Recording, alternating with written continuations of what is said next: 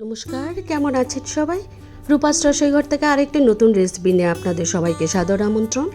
আজকে চলে এলাম ট্র্যাডিশনাল একটি পটলের রেসিপি আপনাদের সাথে শেয়ার করব। সম্পূর্ণ নিরামিষ ঠাকুর বাড়ির স্টাইলে এই রেসিপিটা আপনাদের সাথে শেয়ার করছি। এখানে পটল নিয়েছি আর নিয়েছি 1 মুঠোর মতো গোবিন্দভোগ চাল। চলুন তাহলে রেসিপিটি শেয়ার করছি। পটলটাকে আমি প্রথমে এরকম পুরোটা ছুলিনি, ছুলে একটু একটু বাদ দিয়ে চুলে তারপর দুটো টুকরো করে মাঝখানে একটু ফালি করে দিয়েছি, চিড়ে চিড়ে দিয়েছি।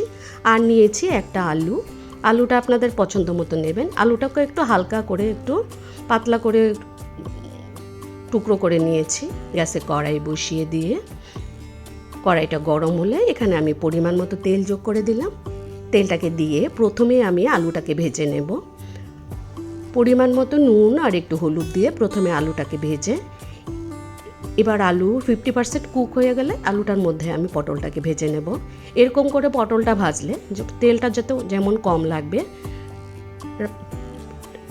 পটলের রান্নার টেস্টও তত ভালো হবে। বেশ কিছুক্ষণ এরকম করে পটলটাকে ভাজা করে নেব। বন্ধুরা যারা আমার রেসিপি দেখা শুরু করেছেন, একটা লাইক করে দেবেন প্লিজ। একটা লাইক করে দিয়ে শেষ পর্যন্ত কন্টিনিউ করবেন আমার রেসিপির সাথে। আমি আলু পটলটাকে খুব সুন্দর করে ভাজা বসিয়ে দিলাম আর একটু ভাজবো। এখানে আমি একটা মশলা তৈরি করে নিচ্ছি। 1 টেবিল স্পুনের মতো নিয়েছি আদা বাটা, 1/2 টিস্পুনের মতো নিয়েছি কাঁচা লঙ্কা বাটা, এখানে পরিমাণ মতো হলুদ গুঁড়ো, 1/2 টিস্পুন জিরে ধনে গুঁড়ো, সামান্য পরিমাণে লাল লঙ্কার গুঁড়ো। আর এখানে আমি যোগ করব 1 টিস্পুনের মতো দিয়ে দিলাম টমেটো সস দিয়ে, পরিমাণ মতো একটু জল দিয়ে পুরো মশলাটা মিশ্রণটাকে একটু ভিজিয়ে রেখে দেব। আবার চলে এলাম ভাজাতে। এবার গোবিন্দভোগ চালটাকে ধুয়ে জল ঝরিয়ে রেখেছিলাম। এটাকে আলু পটলের সাথে খুব সুন্দর করে নাড়াচাড়া করে বেশ কিছুক্ষণ ভেজে নেব। দেখুন আমার চাল পটল আলু কিন্তু খুব সুন্দর ভাজা হয়ে গেছে। চাল থেকে খুব সুন্দর একটা সুঘ্রাণ বেরোচ্ছে।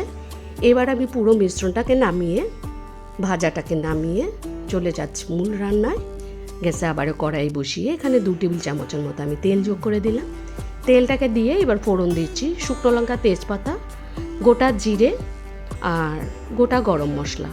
ফোড়নটা খুব সুন্দর একটা সুঘ্রাণ বেরোলে আমি দিয়ে দেব তৈরি করে রাখা যে মশলাটা।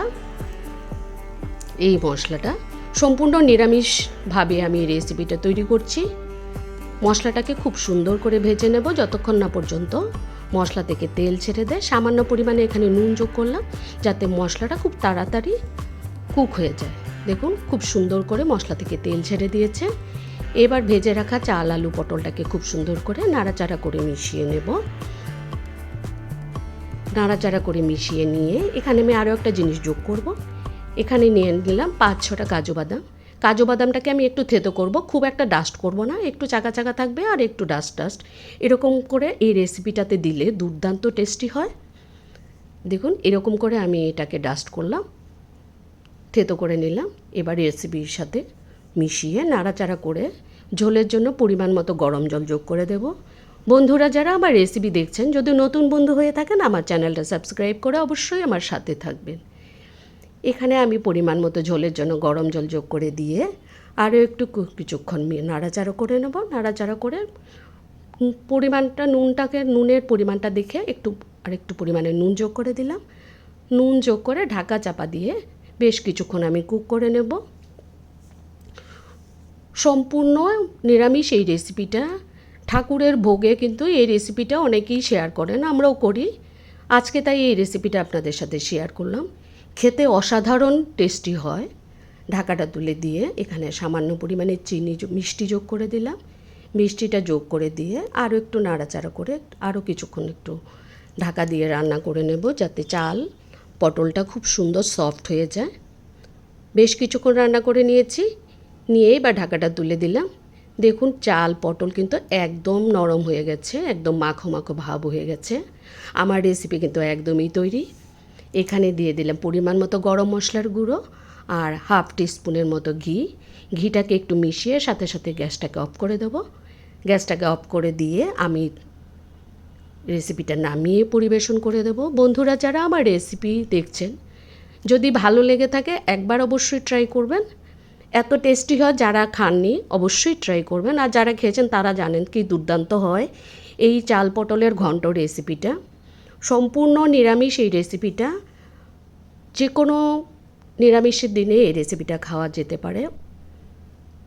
আমার রেসিপি নামিয়ে পরিবেশন করে দিলাম।